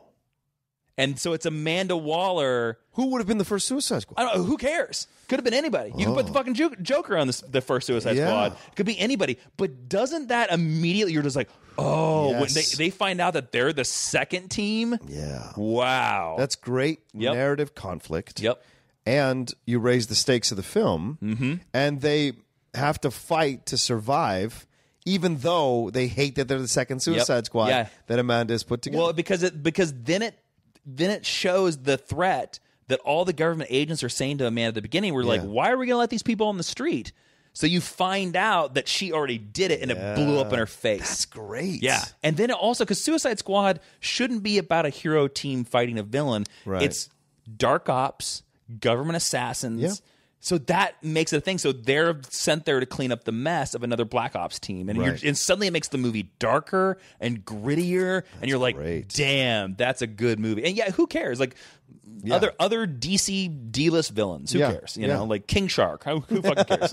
Gorilla Grodd, who cares? Do you think we'll get what was teased at the end of Justice League? Do you think we'll get Luthor with Deathstroke? And I would like to see it. Yeah, me too. I would like to see it. I actually liked him in that small scene more than I ever liked him in BVS. I got a story for you. So I was lucky enough to get to go to the premiere of Justice League. Oh, nice. And we didn't know there was going to be an end credit scene. Oh. So we're going through the credits, because you sit through the credits at a premiere because you're being respectful and stuff like that. It was, by the way, it was so amazing. I couldn't believe I got to go. I'm sure. That end credit, when how the end credit scene starts and you see the back of a bald guy? Yeah. Okay. At the premiere, somebody whispered so loud that the entire theater could hear it. All the actors, everybody like, so you see this bald thing and you hear laughing, and somebody really loud at the world premiere of Justice League goes, did they recast Cranston? Jesse Eisenberg was there. Oh, my God. Oh, my God. Like, it echoed. It was so loud, dude. Oh, my God. I'm not going to lie. I had the same reaction in my head. Too. Right? Everybody did. Everybody thought it was Cranston. But I thought he was great. I thought he did good, too. If we see Justice League 2...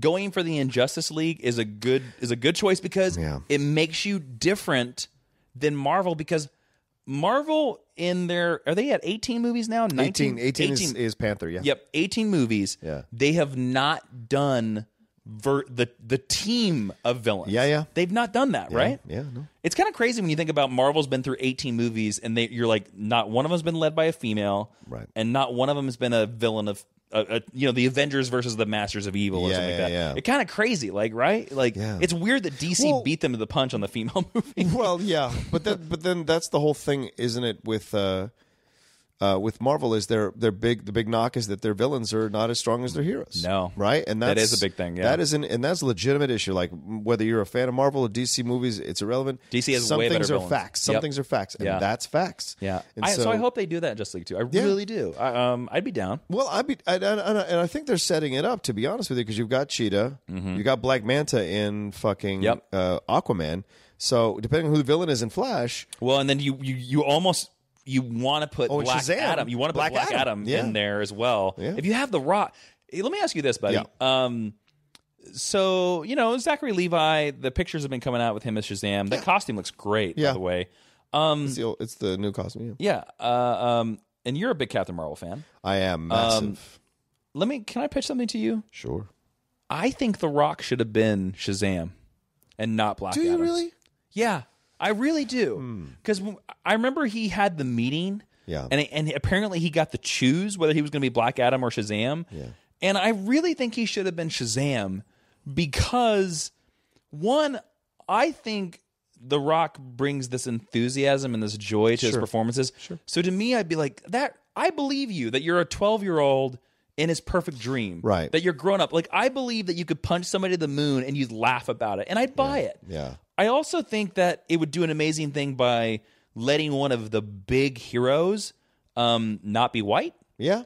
And then also, if he's going to be Black Adam, that means we only get him for one movie. Maybe two. Right. And then they're going to kill him. Because that's what movies do. Yeah.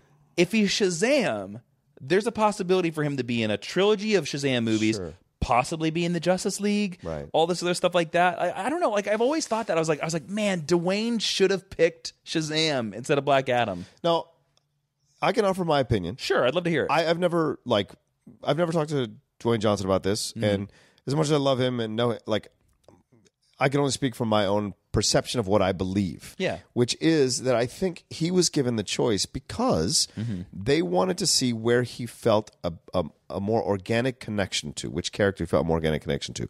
I think he went Black Adam because if you followed The Rock in wrestling, the one thing he was able to do, along with Steve Austin, was create the anti-hero in wrestling, which we never saw before. He changed him and Austin in the Attitude Era, changed this perception of bad guy versus good guy, heel versus face. It changed wrestling. It made you understand that a person could be good and still have evil tendencies. Got it. A person could be bad and still have good tendencies. And so it was able to go both ways. And The Rock and Stone Cold were the two people that could really do it well throughout the 90s.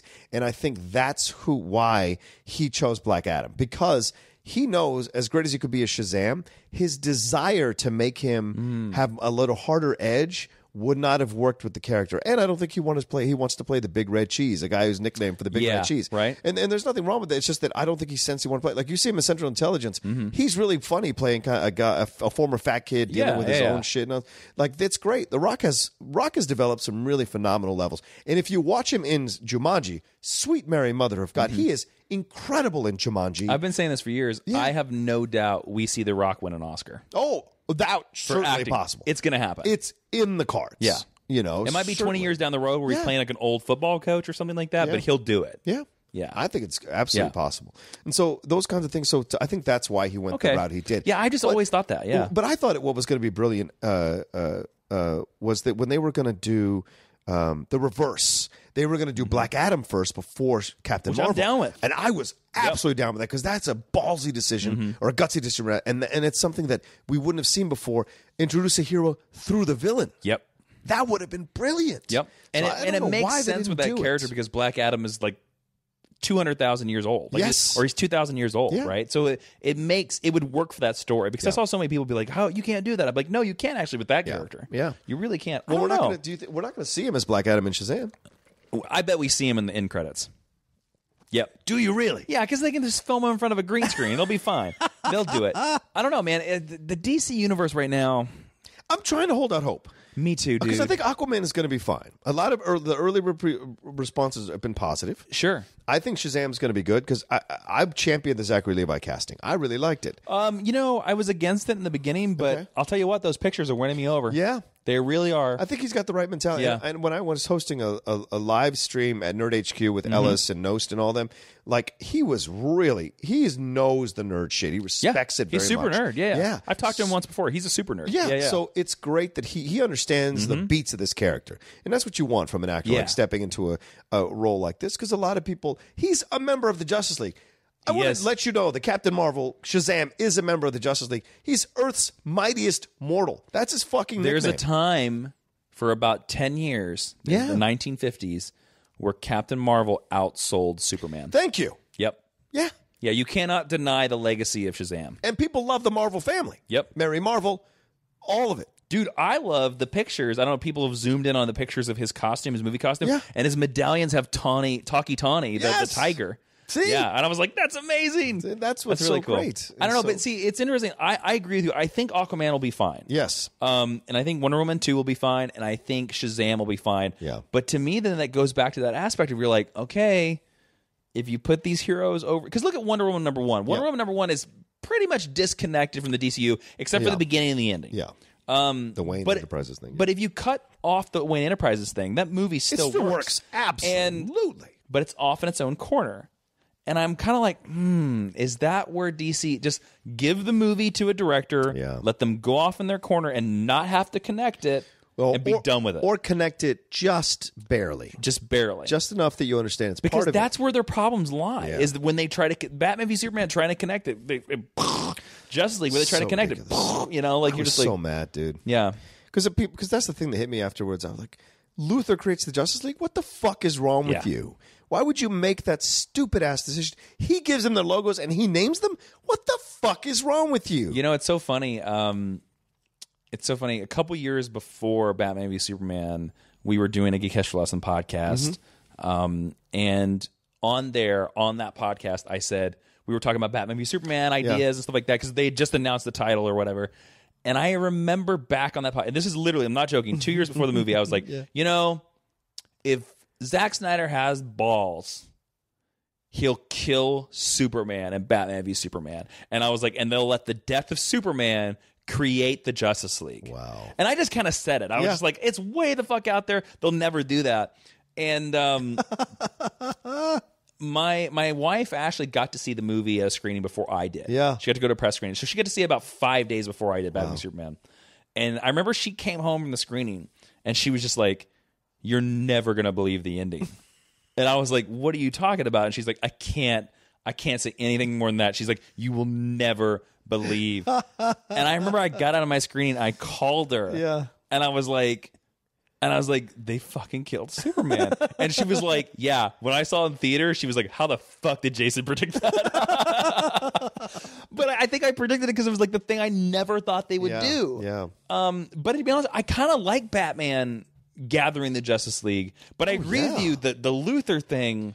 Oh, my God. Luther was just so bungled in that movie. It was, and there are people who defend him as Luthor. No. Fine if you want to, but it is so, there are some things that are true. And he was a terrible Luthor in that movie. All of it. The Grandma Peach Tea, all of it was stupid, stupid, stupid. Can I give you some inside baseball? Yeah, please. I have been told by several people, nobody WB specific, but people that have worked in the industry, that the Bryan Cranston rumor was true. Oh, shit. And that he was the first choice. What was the issue? I don't know. I never heard. I heard it was contract things, but like I was told that was supposed to happen. It was supposed to be Cranston. That's funny because I heard another rumor that Eisenberg was preparing to play the Riddler. Ooh. And that when Snyder came to him as the second choice of Luthor, he was so far down the road as Riddler that he said, I'm not changing what I did. And I'm going to make Luthor I'm just going to use what I already did. How would the Riddler even work in that movie? Yeah, I don't know. That movie already has too much. Yeah, that's what I'm saying. Fuck. And so, man, we're going deep dive on these movies. This is why I wanted you on the show, man. It's a conversation with Jason Inman, for God's sakes. Yeah, I mean, I love talking this shit. So it's just like, it's just fascinating to me. But I want to hold out hope because, like, I do too, man. That's my personality. I always want these movies to be good. Yes. No matter what, I want these movies to be good. And that's what I want the fans listening to understand. Maybe some of you have had issues with our opinions in the past, separately on shows and whatever. But like, this is not bullshit that we want these films to be good. And when we're upset that films aren't, it's from a place of frustration of what could have been. Yeah. It's not from a place of frustration where we enjoy bashing these films. No, I don't and want to enjoy bash any of these DC movies. or I anything. want them to be so good. Of course. I want them all to be good. It's like, look, I'm gonna go see Pacific Rim 2 or Pacific Rim Uprising, whatever the hell they're calling it. I love the first Pacific Rim. I think it's such a fun, dumb movie. Okay. I love it though. I mean, the trailers don't look good for 2. But damn it, I really hope Stephen DeKnight, the showrunner of Daredevil season 1, proves me wrong. Yeah, I'm holding out so much hope. I don't think he's going to. No, but I really want him to. Yeah. I want another good Pacific Rim movie, and I feel the same way about all these DC movies and even the Marvel movies, even the Fox movies. Yeah, like yes, like if do I think Venom's going to be terrible? Probably, but I hope it's great because Tom Hardy rocks. Yeah. You know? Well, and I think that's why I was mad about the Deadpool 2 stuff when what that blogger did, because I think we want all these films to succeed. Yeah. Why would you actively try to undercut a superhero film just to get clicks on your site? Yeah. Just to get attention for yourself. Yeah. Fuck off. And because if you start bashing films like that ahead of time, then it lets people know that like that's fair game, and then people can start drive. It's no different than people who wanted to go and like drive the score for Black Panther down on the audience score because they wanted to strike a blow against Marvel for DC. Who cares? Like that kind of stuff. Yeah. It's just frustrating to me because all of them need to be good so that the whole genre doesn't go away. Yeah, because people forget, like you said, 10 years ago. No one was thinking Iron Man was going to be incredible, or they were taking a chance. It's funny. I put out a tweet recently in reference to the Avengers Infinity War trailer. Yeah, and it was I shared a panel from Infinity Gauntlet, and it's very similar to Cap fighting Thanos. Yes, and I was literally like, for me, it was like that was where it went. Ding! I was like, we're in the golden age of nerd. Yep, we are right now. Like, and to be honest with you, I don't want it to go away. Like we had a Justice League movie last year. Yeah. We're getting an adaptation of Infinity Gauntlet. Black Panther had a movie. Yeah. Flash, Arrow, Supergirl, Black Lightning. Black Lightning's on TV. Legends of Tomorrow's on TV. The Atom is a main character. Ray Palmer's a main character on television. Yeah. We have a Krypton prequel. We have a Teen Titans show coming on. Which is supposed to be good. Yeah, I've heard that's great too. Yeah. I'm probably missing a few things. We're going to get another Watchmen adaptation. Sure. Preacher was on TV. Yes. It's as good as it gets right now. Yeah. And if we start becoming negative, then this is going to go away. Superheroes will be like Westerns. Right. And they'll go away, and then, because, I love Westerns. I know you love Westerns too. Absolutely. The Good, the Bad, and the Ugly is my favorite movie of all time. Oh, wow. That's my number one movie. I just love that movie. I think it's so beautiful, and I think the storytelling is so... the reason why it's my favorite movie is because go back and watch that movie. Yeah. They barely say any dialogue. Yeah. And the story is so powerful. Mm-hmm. So powerful. And that to me is my argument of film. I should be able to mute a film and still understand the story. And if you can't, by the imagery, then I think it's a bad film. Film is a visual medium. Okay. It's not a play. Okay. That's what a play is for. That's what television is for. Television and plays are for dialogue. Yeah. A film is for imagery. Yep. So anyways, but when a Western comes out now, and people kind of dismiss it. Yeah. People really do. Yeah. Like Godless came out on Netflix last year. Godless is amazing. That was one of my favorite television shows last year. I need to start it. Please watch it. Jeff Daniels is electric in it. Okay. But people dismissed it. Yeah. It's one of the best Netflix shows I've ever seen. Wow. So good. And then I didn't get a chance to see it, that Christian Bale movie that just came out. Where he's the Army Colonel. Hostels. Was it? Hostels. Did you see it? Yes. Is it good? It's so good. See, that's what everybody. But the Academy forgot it. Yes, they did. Yeah, and I would have replaced at least 2 of those movies with Hostels. Right, and I would have put Rosamund Pike as his best supporting actress. Oh, good. And I would have replaced Denzel with Christian Bale. Nice. And I know you'd be like, oh, 5 white actors. I get it. Yeah. But I still would have done it. I still would. As much of a champion of diversity as I am, I still would have done it because what he did is better than anything Denzel did in Roman J. Israel. I've heard a lot of people. Yeah, that's one of the movies I've heard that like the Oscars kind of skipped was Hostiles. Yeah. But if we're not careful, that's what's going to happen to superhero movies. Is that we'll go back to the point to where they were, to where we'll get like 1 or 2 a year from everybody, and people will dismiss them. Yeah. You know, people are like, who cares? Right. And to be honest with you, as a person who never thought I'd ever see a Justice League live action movie, I don't want to go back to that world. Yeah.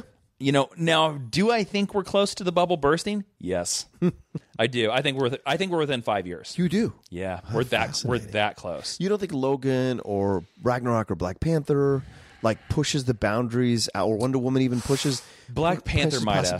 Black Panther and Wonder Woman might have. Okay. I don't think Logan pushed the needle as much as people think they did. It's just because Logan is an amazing movie. It's a Western. Yes, but it's a Western. It's a Western. I think Black Panther. I think it's funny. I think now Black Panther has more than Wonder Woman because it hit the $1 billion. Yep. And that's a big thing. Studios pay attention when you get that $1 billion. Yep. I don't know, man, because we can look at the history of movies and we can look at the history of corporations and we can see what they do, and they always run a good idea into the ground. Yeah. And I mean, how many superhero movies are coming out this year? Too many. Yeah, well, we've got what? 3 Marvel movies. We've got Infinity War. We've got Ant-Man and the Wasp. And then Aquaman coming out with DC, right?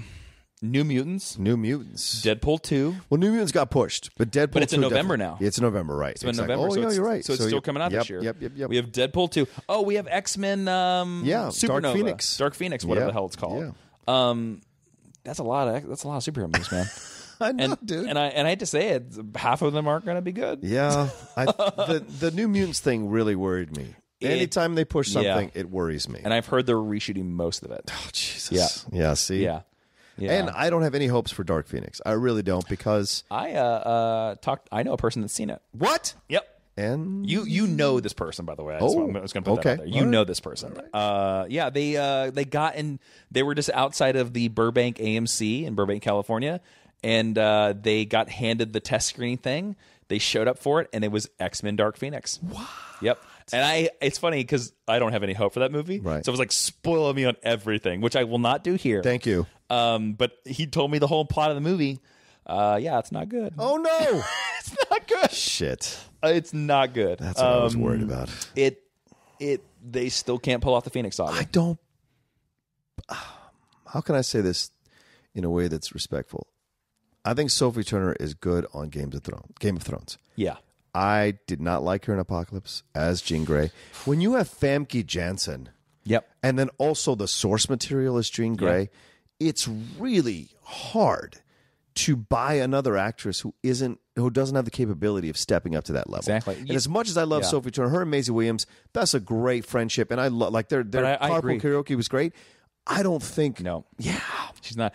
Who is the guy who's Cyclops, who's in Ready Player One? Who's that kid?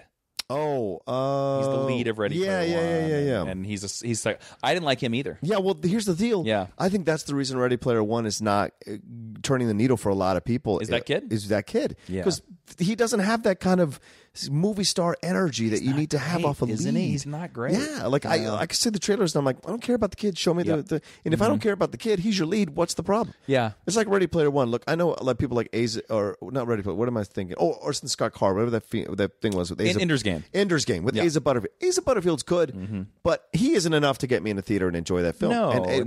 And I think there's a number of those actors coming out. They're trying to push as leads, and they don't move the needle. They don't get people that excited to get in the theaters. Not really. Other than their hardcore fan base, they don't come in the theater. And I think that's the thing with X-Men Dark Phoenix. I don't think there's enough there to get people in the theater. And I respect Kimberg as a producer very much. First movie, it's a hell of a thing to do a first movie of Dark Phoenix, put out in fucking space. That's a lot of hurdles you need to jump, and man. he's directing it now, yeah, that's what I'm saying. Yeah. Your first ever directing thing, it's a real lot of hurdles to jump. I mean, it's exactly the same thing with New Gods. Yeah. Help me out with Ava DuVernay. Yes, thank you. Great director, astounding director. Absolutely. They could make so many worse positions, choices. Or choices. Yeah. She's a great choice, but good God Almighty, New Gods? Are you kidding me? Yeah. The most obtuse and impossible comic book of all time. Get out of here! Why are you making that a movie? Yeah, how deep are you going into this dive? Yeah, like this is a Guardians of the Galaxy type of attempt. Oh no, this is even Guardians of the Galaxy times like 5. This is so obtuse, my friend, and this is speaking as a person who's read the Fourth World, and I still don't think I understand it, and I've read it multiple times, and I don't understand it. This is an impossible movie hurdle. Yeah.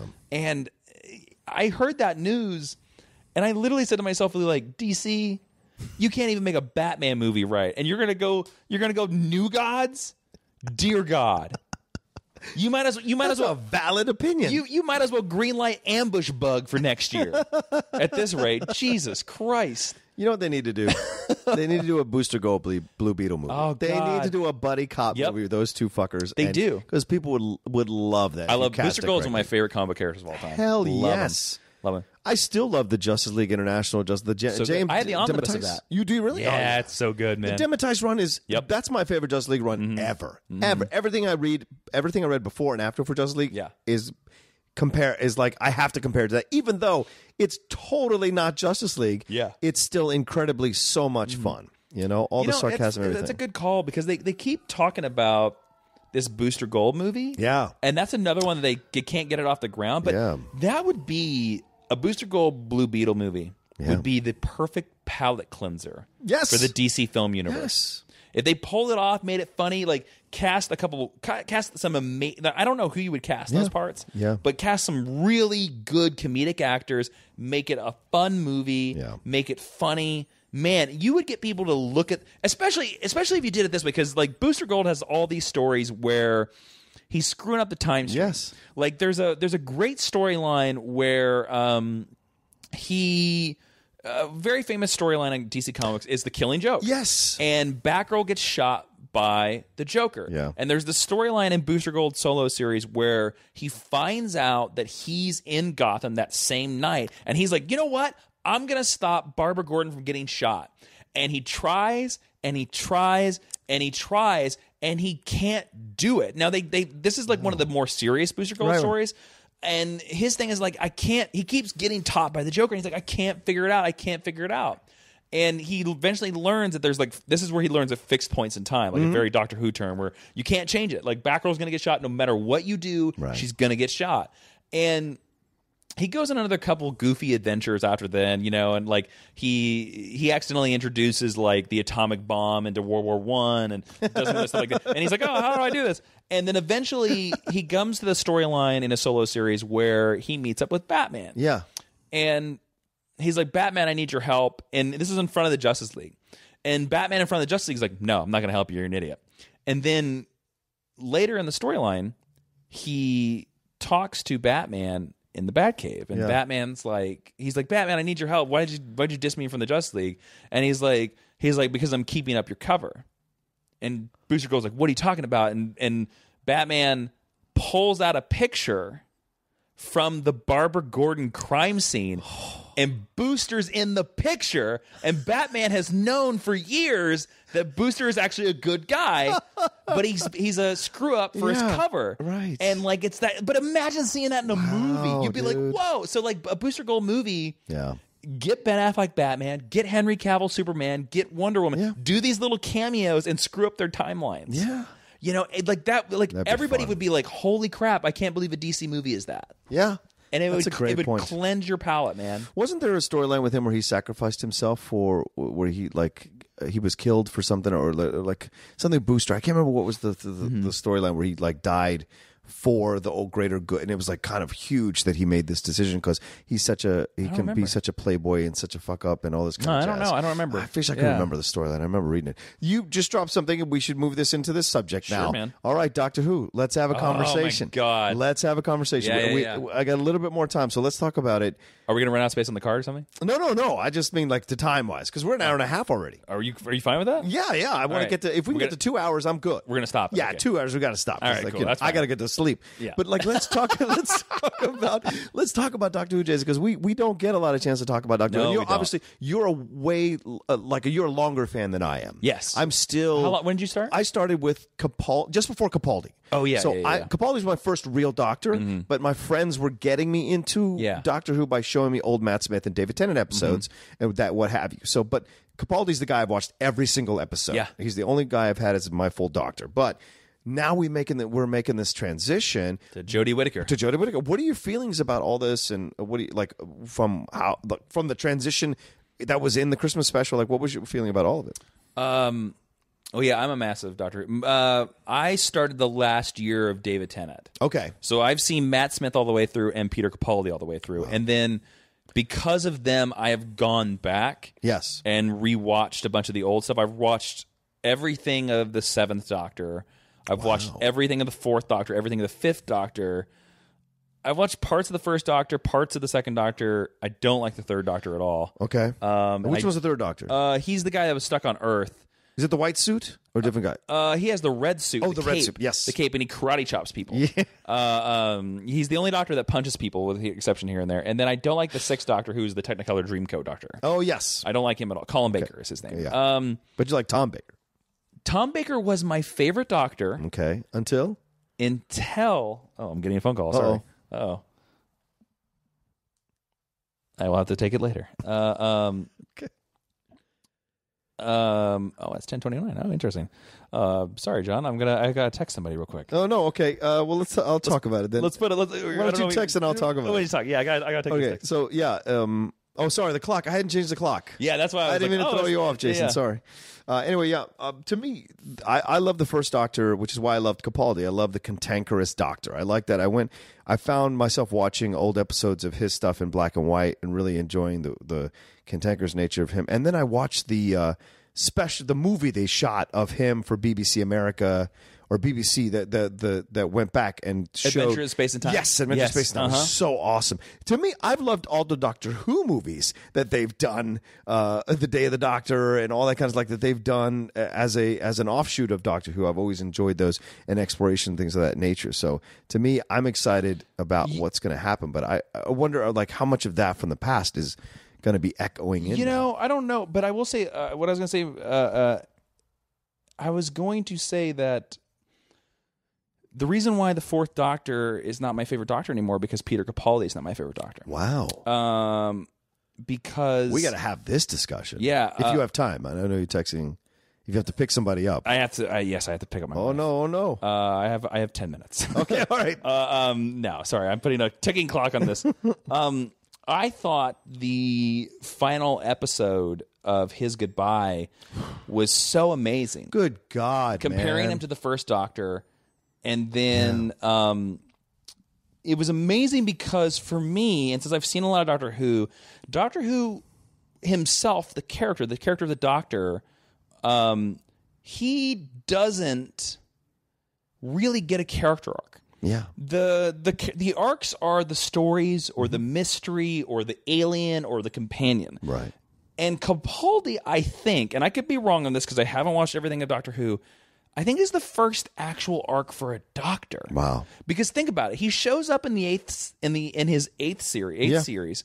And he's mad, and he's angry, and this is the first regeneration after 13. Time Lords are not supposed to regenerate this long, right? So, and I kind of think that's the reason why he's weird and cantankerous and stuff like that. Yeah, and then so in his first season with Clara, he goes, "Hey, I don't hug." He says that in his first episode. I'm not a huggy person anymore. Right. Then in his second season, the 9th series, there's an episode where he hugs Clara. Yeah. He hugs her. And he's like, I've missed you. I've seen this stuff like that. And he kind of chills out, if you notice. Like in the 9th season, he kind of like relaxes. He's still angry, but he kind of chills out. And then we see him in the 10th series, in his final series, and he calls Bill his friend. Yeah. Mm-hmm. And when he gets to the final episode, he hugs Bill and Nardole, who he doesn't like. He hugs both of them. And to me, I was like, oh my God, we watched him have this complete arc. That's incredible. Over the 3 seasons. And I was like, I think that's the first, because doctors are usually pretty much set in stone. Like the actor sort of takes the first year to figure out how to play them. Right. But once they're set, like Matt Smith was the same all the way through. Yep. David Tennant was the same all the way through. Peter Capaldi changes. Yeah. That episode where he has to go through the ice like 5 billion years. Heaven Sent. Dude, that episode, I cried all through that episode. And I've never cried at Doctor Who. That's my favorite episode of Doctor Who of all time. Really? Of all time. That's incredible, of Jason. all time. Because you're steeped in the knowledge, man. That's a powerful statement. It's because Vincent and the Doctor is mine. But that Vince and the Doctor's so good. Yeah, Heaven Sent is really close. And there's an amazing episode of the Fourth Doctor with Tom Baker, I think it's called Genesis of the Daleks. That's really up there. Yes. And it's where Tom Baker has to decide he has the ability to end the Daleks before they can create it. And it's this thing of like, well, if you go back in time and kill Hitler, do I do that? And it's great. It's an amazing episode but like, man, Heaven Sent, I thought was just such a tour de force of showing you who the Doctor is, showing you how an amazing, because it's Capaldi by himself talking to himself. And I have a personal connection to this episode. Okay. So the only actor from the only actor that's played a doctor that I've ever met is Peter Capaldi. Yes. You have a great picture with him. Oh my God. Such an So there's a whole story with this. Lego Dimensions came out, and Lego Dimensions was introducing the Doctor Who levels. Right. And I got to go cover it for DC All Access. And after it, they had these special tickets that you could meet Peter Capaldi. Yeah. And I just asked my producer, I was like, look, we're here covering the thing. I'm just going to get in line. And I happened to be the last person in line. And nobody bothered me. Nobody asked for my ticket. Thank God. So I get up there, and I talk to Peter Capaldi, and he's so fucking amazing. Wow. He's so nice. And I talked Tom Baker to him. Oh, shit. And I was like, dude, I hope you break Tom Baker's record, because Tom Baker holds the record for the most seasons, 7 seasons. And this was Peter Capaldi's 2nd season. And he was like, oh, I hope so. And then he stopped talking about Doctor Who, and he started asking me about DC Comics and like what I did and where I lived and stuff like that, blah, blah, blah. And it's funny, his assistant kept coming over and be like, Peter, we got to go. Peter, we got to go. Yeah. And he'd be like, yeah. Now, Jason, blah, blah. And he kept ignoring his assistant. He would talk to me. And right before I left, that's where I asked him to take the picture. And I was like, can we do the Pertwee? Because he's doing a John Pertwee, the 3rd Doctor pose. Yeah. And he was like, oh, I've never heard it called that before. I'm going to steal that. Thank you. And so we do this pose. And I don't think a lot of people, it's my Twitter profile. Yeah. I'm never going to change it. I'm standing with the fucking Doctor, man. But right after we took that picture, I asked him, I said, what are you doing? Like, what are you working on right now for Doctor Who? Because I know you're shooting. Yeah. And he said, I'm shooting episode, I can't remember the number of it. Right. But he was like, I'm shooting this episode called Heaven Sent. And he was like, it's kind of hard because he's like, I have so many lines. Huh. And he's like, it's really hard. He's like, I'm trying to do this con. And then he's like, every free moment I have, I'm trying to go back to memorize my lines. Wow. And then, I didn't connect on me. And then I saw the episode and I was like, oh, this was the episode that he shot right after Comic-Con. It was this one. Wow. And so I was like, oh man. And then it made sense when he was like, I have so many lines. Yeah. I agree with you. That episode, I listened to that music. Oh yeah. So much. And to be honest with you, you talked about that episode made you cry. Mm-hmm. I got teary when he was given his final speech as the Doctor, and they brought back that musical motif. Yeah. And I was like, oh my God. Have you heard about how they wrote his final speech? No. Which speech you talk about? You talk about the Christmas special, or you talk about the speech where he says, "Be kind"? That is his final speech. The speech to be kind to the Master. Or are you talking about? Oh no! Okay. Yeah. No, this final speech as the Doctor to Bill and Nordall. Yeah, no. When he's just walking in the TARDIS by himself before he regenerates. Right? Yes. Yeah, because he does say "be kind" in that too. Yes, he does. But he's connecting those speeches. But you remember there's this line where he says that he's talking to the next Doctor and he says like, "Don't tell your name," and he's like, "But children know your name because they can hear it in the stars when they want to." Apparently, that's something Peter Capaldi said during a panel at New York Comic-Con, and Stephen Moffat was like, that's amazing, and wrote it down. Holy shit. Yeah. Isn't that fucking amazing, man? That's incredible. I think it's because Peter Capaldi's the first fan that has been the Doctor. Man, and I have this theory. I have a theory that BBC kicked him out. You think so? Yes. Why? I have some friends that work in merchandising and stuff like that, and they all complained when the Doctor got cast as an old man. Wow. And I think BBC was like, man, we're not making as much merchandising here than it was when the Doctor was a sexy young man. Right. So let's bump, because I tell you, man, like for me, if you're Peter Capaldi, like think about it, you're an actor as well, and you're creative as well. You're a super fan of Doctor Who, which I know you are. Yes. BBC comes to you, and you're 55, John. Yes, sure. When you get your job, which is the age of Peter Capaldi was. Sure. You're 55. BBC comes to you like, you're a doctor. You're like, great. Yeah. Okay. Because I know I would do this. If I'm 55 and I get cast as the Doctor, I'm going to be like, all right, I'm going to beat Tom Baker's record, and then I retire. Sure. Because I'll never beat being the Doctor. Right. And I'm done. And since I'm such a big fan of Doctor Who, what a perfect way to end my career. Yeah. How did Peter Capaldi not do that? Yeah. He's a bigger Doctor Who fan than both of us. Yeah, he wrote a letter. They have letters of him. He has writing letters he's in fan clubs. Yeah. He's like that. To me, I don't think he leaves that job by choice. Yeah. I think BBC tells him to leave. And I think that's why his. If you watch the Christmas special, that's why that speech is so incredibly powerful. Yeah, because he's really talking about it as a Doctor Who fan, saying everything to the next Doctor, because it's his way of saying this to the heritage of Doctor Who, to the heritage of fans who've been, for the decades of fans who've been there for Doctor Who. He is saying that to them. But I will say, I am super excited about the next Doctor. Yeah, sure, absolutely. Jodie Whittaker is a great actress. She's great on Broadchurch. She's great on Broadchurch. God, Broadchurch is so good. And I loved her in Venus, when she was in Venus, that film with Peter O'Toole. Oh. No, it's a film with Peter O'Toole. It's like it's one of his last films. He got nominated for a Best Actor for that. Did not know that. Yeah, you got to see it. It's really good. She's great in that. I love her new costume. Yes. I think the new logo is great. And Chris Chibnall, I think he's a good choice. I think he's a good choice for the showrunner. I don't know. I'm excited. Okay. But I will say this, man. I miss 12. I miss 12 more than I miss 11. I really do. Like when he regenerated, and 11's goodbye was really sad as well. Yes. And so was 10's. Yeah. But it's something about Peter that I'm like, oh. Yeah. And I think it's because of the real world stuff. Here's the real truth. Yeah. He's a better actor than both of them. 100%. I think that's why. I think he's the best actor that has ever played that part. 1,000% agree. 1,000% agree. Yeah. Because and Matt Smith is great on The Crown. Yeah.